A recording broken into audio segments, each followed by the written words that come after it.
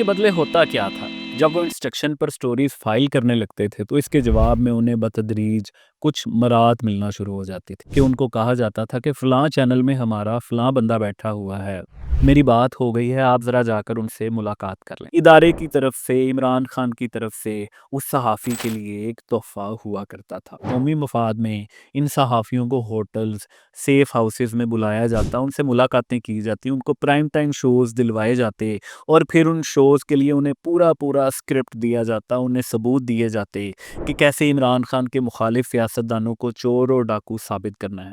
जिनकी कौमी मफाद में बाकायदा इमरान खान को महात्मा साबित करने की ड्यूटी लगाई गई थी। के पास लग्जरी गाड़ियां आने लगीं, इमरान खान की इमेज बिल्डिंग करने से इनकार कर दिया, वो आज भी बाइक पर जा रहे हैं। ये मैं बहुत ब्लंटली कह रहा हूँ कि इन सहाफ़ियों को कहा गया कि यूट्यूब चैनल बनाएं। इमरान खान की मोहब्बत नहीं, अरबों की इन्वेस्टमेंट, यूट्यूब चैनल्स बनाया, लाखों व्यूज़, लेकिन ये सिर्फ व्यूज़ नहीं थे। सहाफ़त को बतौर प्रोफ़ेशन चूज़ करते हुए आज तो ये बुनियादी ख़्याल ख्वाब ही नज़र आता है कि कोई सहाफ़ी बनकर दुरुस्त ख़बर देगा, मुआशरे की बेहतरी में अपना किरदार अदा करेगा, बल्कि मकसद ये होता है कि वो मोटरसाइकिल और गाड़ी पर प्रेस लिखवाए, नाकों पर पुलिस वालों के साथ बदतमीज़ी करे, ख़ानदान में ऊँची आवाज़ में बोलकर बड़े-बड़े लोगों के साथ अपनी तस्वीर सोशल मीडिया पर लगाकर ये साबित करे कि मैं एक बहुत बाअसर इंसान हूँ, मुझसे बचकर रहो। मगर आज हम बात करेंगे पीटीआई के सहाफ़ियों की, तो बात शुरू होती है 2009 से।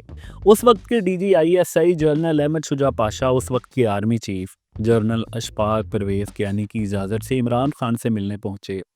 वजह उसकी सिर्फ ये थी कि मिसाक जमहूरियत के बाद पाकिस्तान की सियासी जमातें गुज़िश्ता दहाइयों में आर्मी से अपने जमहूरी हकूक़ की जंग लड़ लड़ कर इस नतीजे पर पहुंच चुकी थी कि सियासत में अब आर्मी की मुदाखलत एक ख़ास हद से बढ़ने नहीं दी जाएगी और पाकिस्तान में सियासत से आहिस्ता आहिस्ता बतदरीज आर्मी के सियासी असर को कम किया जाए।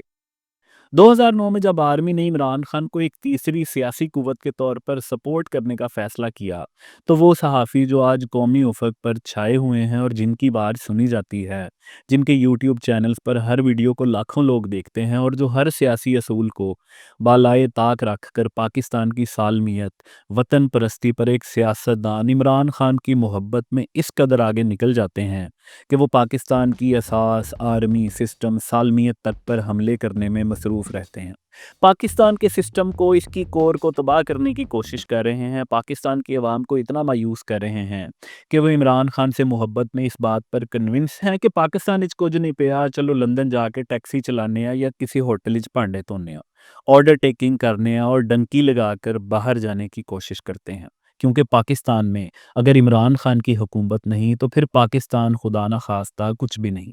इन सहाफ़ियों ने पाकिस्तान में झूठ बोल बोल कर इतनी मायूसी फैला दी है कि पाकिस्तान जैसी जन्नत, जहाँ पर हर इंसान और हर ख़ानदान अगर मेहनत करे तो वो पहले से बेहतर ज़िंदगी गुजार रहा है, मगर उन्होंने कमज़ोर दिमागों में ये रासिख़ कर दिया है कि ये जन्नत इमरान खान के बगैर जहन्नुम है। मगर जब 2009 में प्रोजेक्ट इमरान का आगाज़ किया गया तो इमरान खान उस वक्त बहुत पैथेटिक हालत में थे।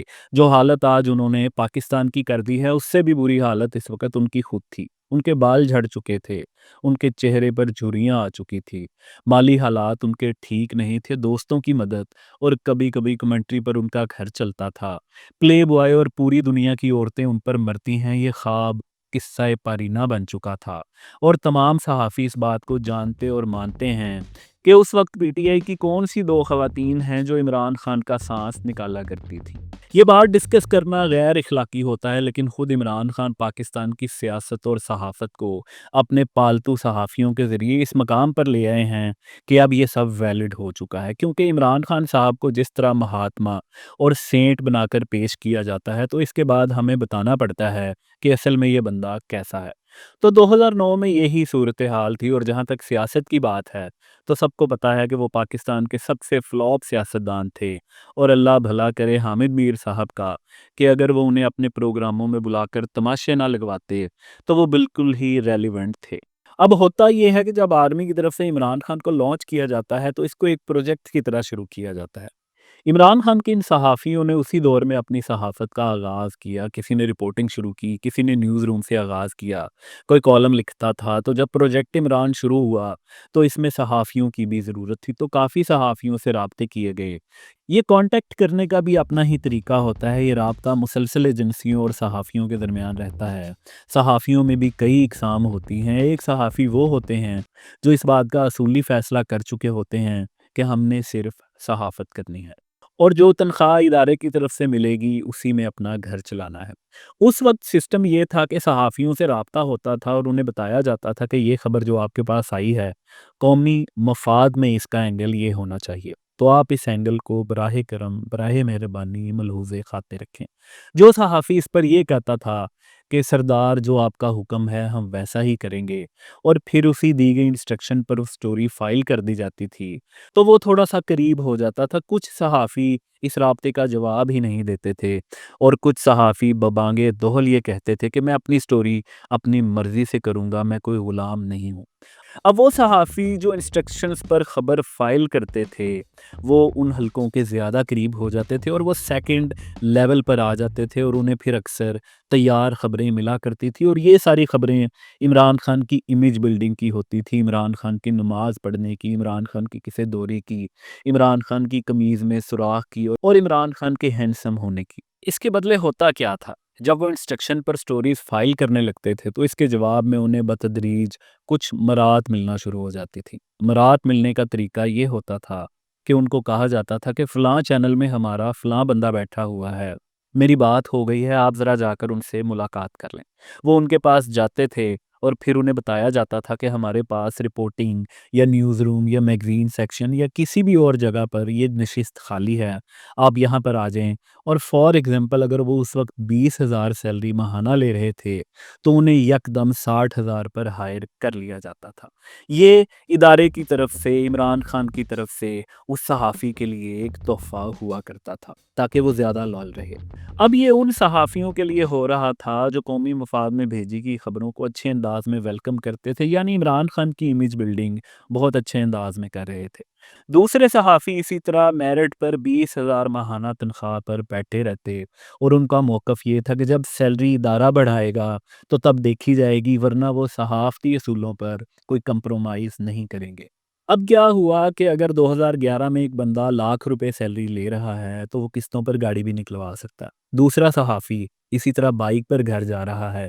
فرق صرف یہ ہے کہ وہ انسٹرکشنز پر سٹوری نہیں کر رہا۔ دوسری طرف چنیدہ صحافیوں میں وقت کے ساتھ ساتھ وفادار لوگوں کی مزید چھانٹی ہوتی رہی، اور زیادہ تابع دار مزید آگے آتے رہے۔ انہیں یہ کہا جاتا کہ آپ سکرین پر بھی آئیں، آپ رپورٹنگ کر رہے ہیں تو اس کے ساتھ ساتھ آپ کو شو بھی دیا جا رہا ہے، اور اس کے ساتھ ساتھ تابع داری کا لیول بڑھتا جاتا، اور سٹوریز یعنی عمران خان کی امیج بلڈنگ کا لیول بھی بڑھنے لگا۔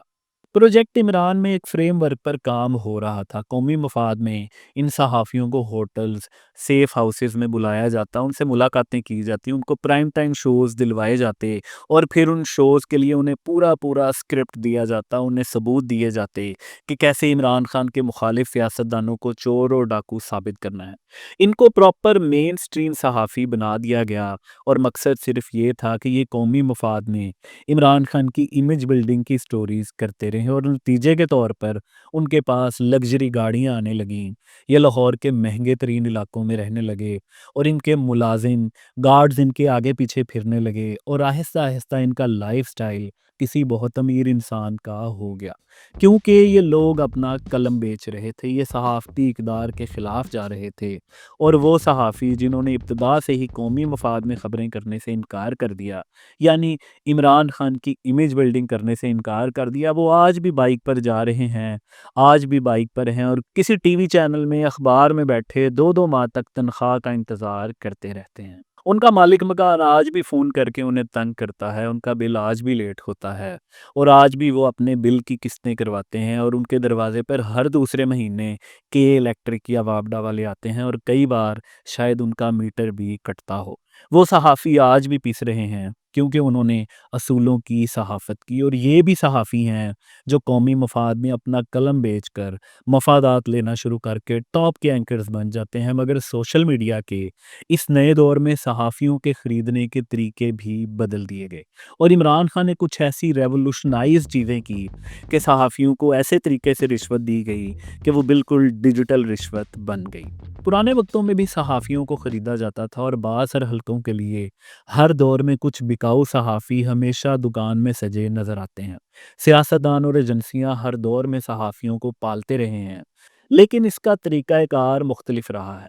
صحافیوں کو کاغذ کا پرمٹ دیا جاتا تھا، برف خانے کا پرمٹ دیا جاتا تھا، اور پھر ان کوٹوں کے ذریعے ان صحافیوں کو نوازا جاتا تھا۔ اب آج کے دور میں پی ٹی آئی نے صحافیوں کو رشوت دینے کا کیا طریقہ نکالا ہے، یہ میں آپ کو بہت اہم بات بتانے جا رہا ہوں۔ اس نقطے کو آپ نے سمجھنا ہے۔ میں بذات خود ٹی وی چینلز میں ڈیجیٹل میڈیا کو ہیڈ کرتا ہوں۔ اگر آج میں تقریباً 20 ملین سے اپنا ذاتی ڈیجیٹل میڈیا نیٹ ورک بناؤں تو چند ماہ میں وہ پاکستان کی رائے عامہ میں نہ صرف ایک بڑی آواز بن جائے گا، بلکہ وہ ایک بہت اچھا ارننگ ماڈل بھی ہوگا۔ لیکن اسی مثال کو آپ پی ٹی آئی کے سوشل میڈیا پر فٹ کریں، جس نے اپنے سوشل میڈیا پر اربوں روپے خرچ کیے۔ اگر آپ اس کو بزنس ماڈل لیں تو یہ کتنا بڑا بزنس ماڈل ہوگا، یہ کتنا بڑا بزنس ہوگا۔ اس بزنس ماڈل پر جو اربوں روپے لگے وہ عوام کے پیسے تھے، چندے کے پیسے تھے، فنانسرز کے پیسے تھے، وہ لوگ جو پاور ہنگر کا شکار تھے، جنہوں نے پیسہ لگا کر بعد میں عمران خان سے وصول کرنا تھا، وزارتیں لینی تھی، پھر کرپشن کرنی تھی، عہدے لینے تھے، بزنس کے کانٹریکٹ منظور کروانے تھے۔ یہ جو اربوں روپے لگا کر سوشل میڈیا بنایا گیا ہے، اس سے جو اربوں روپے آ رہے تھے، یہ اربوں روپے جا کہاں رہے تھے؟ یہ جا رہے تھے صحافیوں کو۔ اب نئے دور میں پالتو صحافیوں کو امیر کیسے بنایا گیا؟ ایک تو قومی مفاد میں صحافی چل رہے تھے اور وہ ان میں لسٹڈ ہو چکے تھے، پھر وقت کے ساتھ ساتھ وہ مزید فلٹر ہوتے گئے۔ یعنی 2012 میں جس کی سیلری ڈبل کروا کر سفارش کر کے کسی ٹی وی چینل میں نوکری کروائی گئی تھی، 2014 میں مثال کے طور پر اسے ٹی وی شو لے دیا گیا، 2016 میں وہ مین سٹریم کا اینکر بن چکا تھا، تو یہ لوگ اپنی جگہ پر پہنچ چکے تھے اور فائنل ہو چکے تھے۔ اب پی ٹی آئی کا سوشل میڈیا انہیں رشوت کی اگلی سیڑھی پر کیسے لے کر گیا؟ تو اگر پرانے وقتوں میں کسی صحافی کو کوٹا یا پٹرول پمپ یا اخبار ملا تھا اور وہ 10 لاکھ مہینے کا کما رہا تھا، تو آج کے دور میں اربوں روپے سے بننے والے پی ٹی آئی کے سوشل میڈیا بزنس میں چنیدہ لسٹڈ صحافی تھے، جن کی قومی مفاد میں باقاعدہ عمران خان کو مہاتما ثابت کرنے کی ڈیوٹی لگائی گئی تھی کہ آپ نے شٹ کو کسٹرڈ ثابت کرنا ہے، اور انہوں نے کام چکا ہوا تھا الحمدللہ۔ انہوں نے بڑا ہی ماحول ڈال کے رکھا ہوا تھا۔ قمیض میں موری، آپ کو یاد ہوگا، بڑا شاندار بندہ ہے، ہینڈسم، ایماندار، سکیپر، فلاں، یہ وہ سارا جھوٹ، بکواس۔ اربوں روپے کی انویسٹمنٹ سے ایک بندہ فیمس کیا گیا، اور وہ بندہ جو 2008 میں اگر روڈ پر چل رہا ہوتا تو اس کو اکثر لوگ دیکھ کر راستہ بدل لیتے تھے۔ کیوں بدل لیتے تھے؟ کہ یار ہونا بندہ 5 منٹ ضائع کرے گا۔ اس قسم کا بندہ تھا، ویلا بندہ تھا۔ اب ہوا یہ کہ چنیدہ صحافیوں کو پراپر کہا گیا کہ اب آپ ٹویٹر پر اکاؤنٹ بنائیں تاکہ ہم آپ کو لائنیں بھجوایا کریں، اور وہ واٹس ایپ میں لائنیں جانا شروع ہو گئیں۔ اب ان صحافیوں کو نئے زمانے کی رشوت کیسے دی گئی؟ یہ میں بہت بلنٹلی کہہ رہا ہوں کہ ان صحافیوں کو کہا گیا کہ یوٹیوب چینل بنائیں۔ ان سب صحافیوں کے یوٹیوب چینل بنائے گئے، اور پاکستان میں اپنے پالتو صحافیوں کے یوٹیوب چینلز کے بانی عمران خان ہیں۔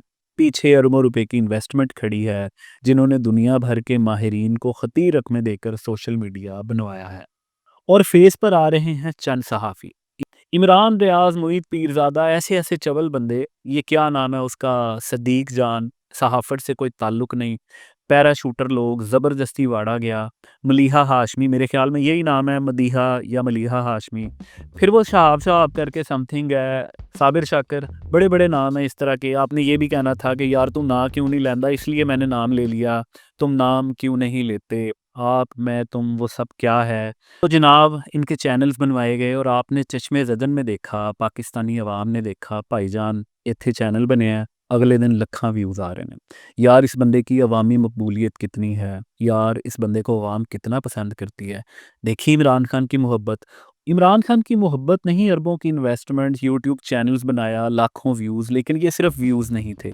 इमरान साहब का एक बयान रिकॉर्ड पर है कि उन्होंने ये कहा था कि इन्हें यूट्यूब चैनल से इतने पैसे आते हैं कि वो हर महीने डीएचए में शायद, या किसी पोश एरिया का उन्होंने नाम लिया था, उन्होंने कहा था कि वो हर महीने एक बंगला बना सकते हैं। और कितने का बनता है बंगला? 20 से 30 करोड़ का तो बनता होगा। अगर एक सहाफ़ी चले यूट्यूब से 20 करोड़ ना सही 10 करोड़ भी महाना कमाता है, तो इससे बड़ी रिश्वत क्या होगी इमरान खान की अपने सपोर्टर सहाफ़ियों के लिए। और आपका क्या ख़्याल है कि ये जो बंदे लगे हुए हैं सारे, वो चलें 20 करोड़ महाना ना कमाते हों, 4-5 करोड़ तो सारे कमाते होंगे, तो ये है वो रिश्वत। ये है वो लालच जो आज भी इन लोगों को फ्यूल दे रहा है। कंटिन्यूअसली रिश्वत का एक पैटर्न बनाया गया, करप्शन का एक मुसलसल, मुआशरे को करप्ट करने का, झूठ बोलने का, वो आपको पोल्यूटेड करने का, पाकिस्तान की जो मासूम अवाम है उसको पाकिस्तान से मायूस करने का, पाकिस्तान जैसी जन्नत से उसे नफ़रत करवाने के लिए एक ऐसा पोल्यूटेड निज़ाम बनाया है कि पाकिस्तान के सियासी क्राफ्ट को, समाजी क्राफ्ट को तबाह करके रख दिया है। ऐसा पोल्यूटेड निज़ाम कि एक बेटा अपने बाप को इमरान खान के पीछे गालियाँ निकालता है। बचपन का दोस्त अपने दोस्त को इमरान खान की मोहब्बत में झूठा कहता है और उससे बचपन की यारी तोड़ देता है। ये सारी साइंस है, ये प्रूव्ड साइंसी बातें हैं, और ये ज़ुल्म बाकायदा इस मुल्क के साथ और ख़ास तौर पर नौजवान नस्ल के साथ किया गया।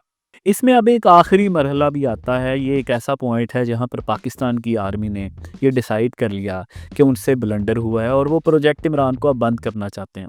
लेकिन सूरत हाल उस वक्त तक ऐसी हो चुकी थी कि इमरान खान, पीटीआई के सियासतदान और पीटीआई के सहाफ़ी और पीटीआई के बहुत थोड़े आर्मी ऑफिसर्स जो बहुत ज़्यादा फ़वाद ले रहे थे, जिनकी सारी उंगलियां गुज़िश्ता कई सालों से घी में थीं, उनको यकीन ही नहीं आया कि हमारे साथ ये भी हो सकता है। ये वो लोग थे जो अब पाकिस्तान को अपने बाप की जागीर समझ रहे थे। जिनको यूट्यूब से करोड़ों रुपए आ रहे थे, उनको लग रहा था कि मैं सोना ही इन्ना वा, मैनू अल्लाह मियाँ ने हुसन ही इन्ना दिता है कि अवाम मेरी गल सुन के दौड़ी चली आंदी है। वैसे वो थत्थे थे, उन्हें बोलना नहीं आता था, वैसे वो इतने ज़्यादा फेक थे कि एक दिन जेल में गए तो जिस दाढ़ी में एक बाल काला नहीं था, वो सारी की सारी दाढ़ी चंद दिनों में सफ़ेद हो गई। फेकनेस और झूठ का एंड लेवल है। वीडियो का एंड है, तो जो अब मैं कंक्लूड करूँगा वो आपने बहुत तवज्जो से सुनना है। जब आर्मी ने इमरान की हिमायत ख़त्म की तो कुछ सहाफ़ी थे जिन्हें फ़ौरी तौर पर ये समझ आ गई कि प्रोजेक्ट ख़त्म हो चुका है। चुप करके नीवे-नीवे होके दूसरी साइड पर चले जाओ। उन्हें ये पता था कि ये सब झूठ था। पीछे अरबों की इन्वेस्टमेंट थी और हम जो भी कर रहे थे बकवास थी। तो अब साइड पर हो जाना बेहतर है, और वो सहाफ़ी और सियासतदान चुप करके साइड पर हो गए। सहाफ़ियों की दूसरी किस्म अगर वो थी कि उन्हें यकीन ही नहीं आया, उनका दिमाग उलट गया, पागल हो गए। उन्होंने कहा हमें करोड़ों रुपए महीने के आ रहे हैं, ट्विटर पर हज़ारों रीट्वीट होते हैं, हम पाकिस्तान के स्टार हैं, हम हक की आवाज़ हैं, इमरान खान की वजह से स्टार हैं, और अगर इमरान खान नहीं रहा तो हम भी नहीं रहेंगे। हमारे व्यूज़ बंद हो जाएंगे, हमारी अय्याशियाँ ख़त्म हो जाएंगी। पागल हो गए, उन्होंने इमरान खान की साइड चूज़ की और इस आर्मी के ख़िलाफ़ हो गए जिसने अब इमरान खान की मज़ीद मदद करने से इनकार कर दिया था। सहाफ़ियों का तीसरा तबका हमेशा ऐसा ही रहा है, ये थोड़े से इस तरफ, थोड़े से उस तरफ। हर नए टॉपिक पर नया मौक़िफ़, एक दफ़ा आर्मी की सपोर्ट कर दी, 2 दफ़ा इमरान खान के व्यूज़ ले लिए, इधर से व्यूज़ ले लिए, उधर से जान बचा ली।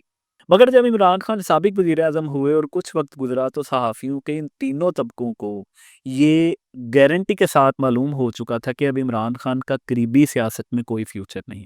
देखें, इमरान खान की एज ज़्यादा हो चुकी है और अक्सर लोगों को ये बात थोड़ी-सी मुश्किल लगेगी, लेकिन नवाज़ शरीफ साहब, इमरान खान साहब, ज़रदारी साहब की एज थोड़ी-सी ज़्यादा हो चुकी है और अब सियासतदानों की अगली नस्ल एक्टिव हो रही है। दूसरी बात ये है कि पाकिस्तान की आर्मी इमरान खान से बिल्कुल बात करने पर तैयार नहीं है। मतलब इमरान खान साहब का कोई सियासी फ्यूचर नहीं है, और इमरान खान साहब इतने डेस्परेट हो चुके हैं कि वो आर्मी चीफ को ज़हनी मरीज़ कह रहे हैं, और जवाब में आर्मी की तरफ से भी उन्हें ज़हनी मरीज़ कहा जा रहा है।